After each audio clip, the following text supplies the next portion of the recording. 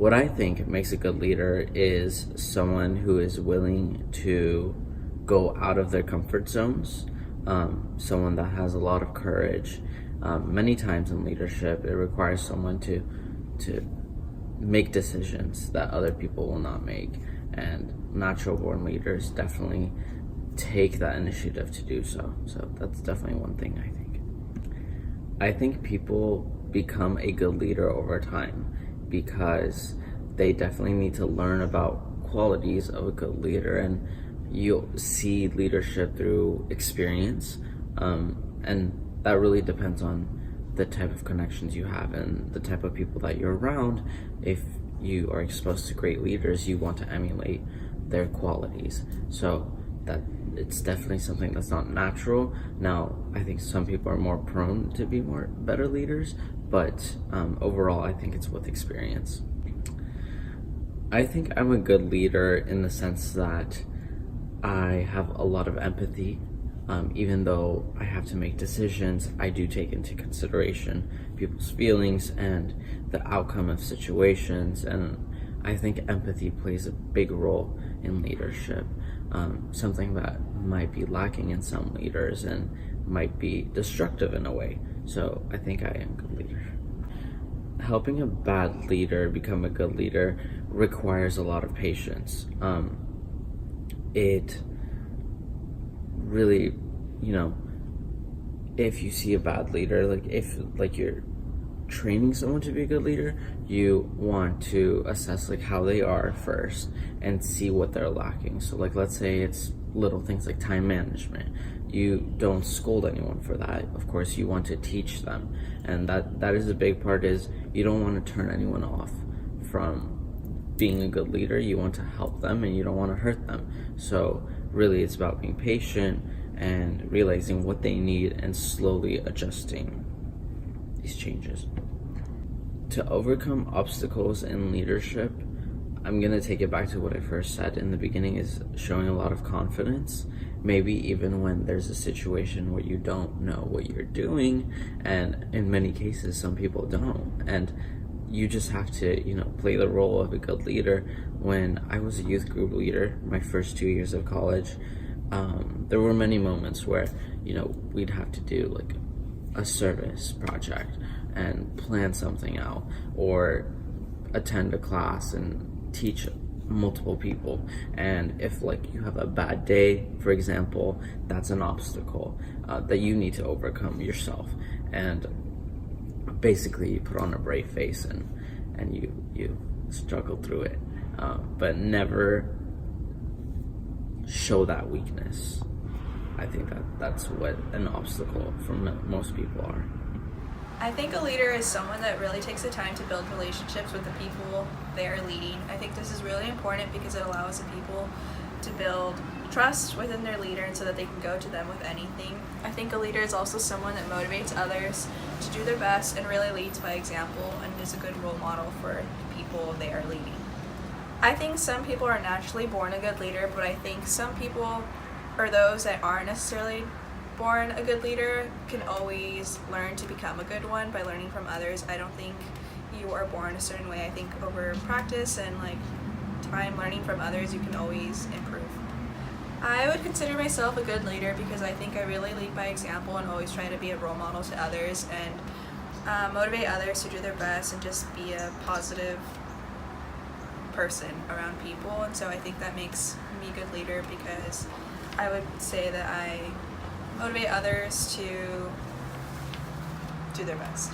I think I would help a bad leader become a good leader by, first, I would probably have them ask the people that they are leading what their perspective is on the leader and how, and just use the people as a direct resource to get more insight on how the person is leading and what ways it can improve. And then I would also have that bad leader learn from others and see what techniques and skills they possess so that they can learn from others. I think that's really important. When it comes to obstacles, I think grit and resilience is really important. I think it's always important to Take obstacles not necessarily as a chance to just give up. I think obstacles are a really good way of challenging yourself and learning, and I think that's a way that people can really grow. I think it's important to have a really good balance of character traits. Like, it's important to be really assertive, but it's also important to be a really good listener and to be able to like use them both at the same time. I think there's a lot of balance in other aspects too, but yeah, I think I'm a good leader because I like to take charge of the things that I think I'm okay at, and I like to learn from people as well. And I think a good leader also needs to want to learn from things and from their own mistakes. I've had bad leaders that didn't really analyze the thing they were supposed to lead well, and like didn't really take the steps necessary to properly lead it. I think organization is something that everyone needs to work on, including myself, and maybe like the utilization of different resources, like learning how to use Excel was really helpful for me, and it helped me stay more organized. I think it's really important to show weakness if you're a leader. I think it's like all the good leaders that I've had have been like really honest. I think it's really cool when someone who like is leading something is like, oh, I'm not very good at this, is anyone else like skilled in this? Or where like it's more like a team effort. I think that shows leadership rather than, you know, being like a tyrant or wanting to take control of everything. But yeah, I think it's really important to listen to each other and to use all the skills rather than just like honing in on yourself.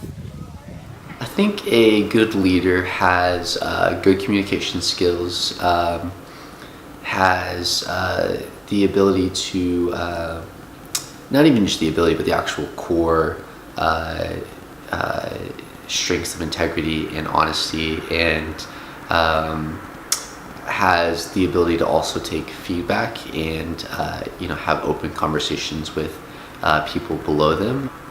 I think leadership is a learned skill. I think that I see some of the strongest leaders in people that aren't naturally born leaders, because they have to learn how to actually lead others. And they typically, the people I see that are the strongest leaders actually have really good morals and I'm an okay leader. I think I sometimes personally, as an extrovert, I'm really good at telling people what they want to hear, and I think that sometimes can actually be to a fault. So I like to tiptoe around kind of hard conversations or structure them in my favor, and so sometimes that can get me in trouble. But I think a bad leader could learn how to become a better leader just through practice. I think especially someone that's not naturally gifted at interacting with people or great at communicating, it's just something that takes time to learn, and you have to put yourself in a comfortable situation. So I think you can learn a little bit of psychology and understand how people work, but I think it really just takes time actually trying it and stepping up and practicing.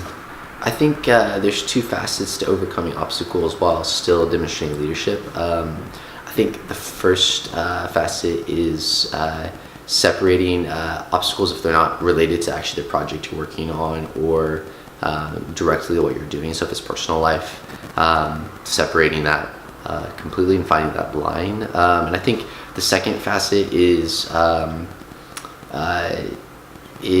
being open and honest with people and employees especially, about what's going on, but being a pillar to and a good example for your intentions and where you're going and what you're trying to do to overcome that obstacle.